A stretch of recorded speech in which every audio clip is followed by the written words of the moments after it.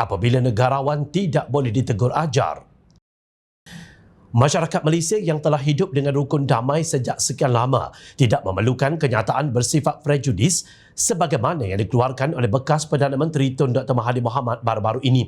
Ungkapan Tun Dr. Mahathir kononnya kaum India kurang setia kepada negara kerana masih bercakap dalam bahasa Tamil dilihat hanya akan memecah belahkan rakyat.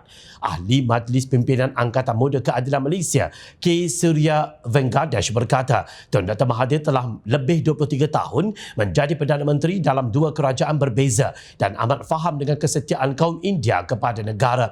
Kenyataan ini tidak seharusnya dikeluarkan oleh seorang negarawan seperti beliau yang sepatutnya sudah masak dengan keadaan sosio-politik Malaysia yang berbilang kaum. Apatah lagi apabila beliau sendiri berpengalaman bekerjasama dengan kaum-kaum tersebut sejak dari awal penglibatan dalam politik.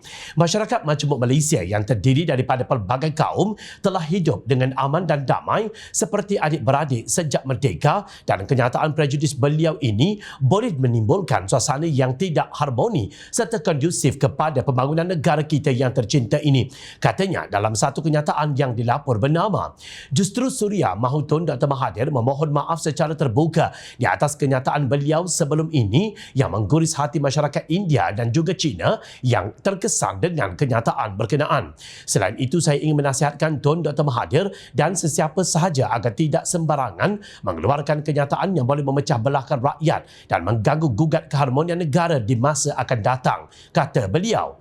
Sementara itu, Ahli Parlimen Batu Pahat On Abu Bakar berpandangan tokoh negarawan itu seharusnya yakin dengan kelebihan masyarakat berbilang kaum di negara ini dan bukan mengeluarkan kenyataan merendahkan kaum bukan Melayu. Semua bangsa tidak kira agama maupun latar belakang masing-masing ada kekuatan tersendiri yang membawa keunikan di Malaysia. Kelebihan yang ada ini menjadi sumber kekuatan kepada negara, katanya. Sumbangan itu On menyeru orang ramai untuk tidak terpengaruh dengan dakwaan sempit Mahathir yang kini lebih kerap mengeluarkan kenyataan bersifat rasis setelah diangkat menjadi penasihat Perikatan Nasional PN yang terang-terangan mengamalkan politik perkauman dalam perjuangan mereka.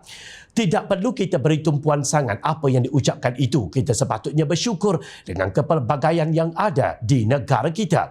Lihat saja negara maju, kebanyakan negara itu menggunakan kepelbagaian kaum sebagai aset mereka.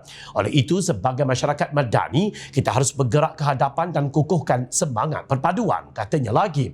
Dengan pelbagai teguran dan reaksi pelbagai pihak, termasuk ahli politik, pakar akademik dan agensi perpaduan, kelihatannya tidak memberi kesan kepada bekas pengerusi pejuang itu.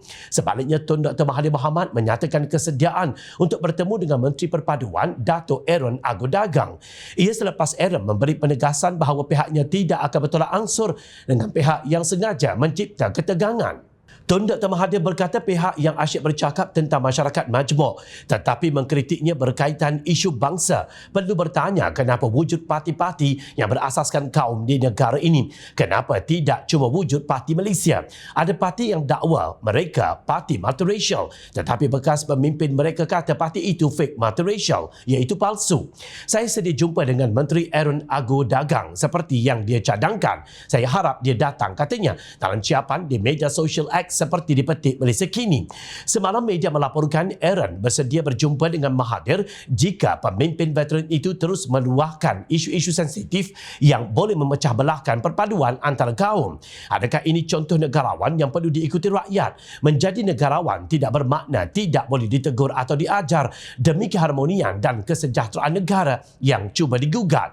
Keras kepala dan kononnya dirinya sahaja yang betul sudah dimaklumi menjadi darah daging bekas Perdana Menteri itu sejak menjadi Perdana Menteri berpuluh tahun lalu, sehingga seorang menteri pun tidak berani angkat muka dalam tempoh itu. Itu fakta dan tiada sesiapa yang mampu menafikannya.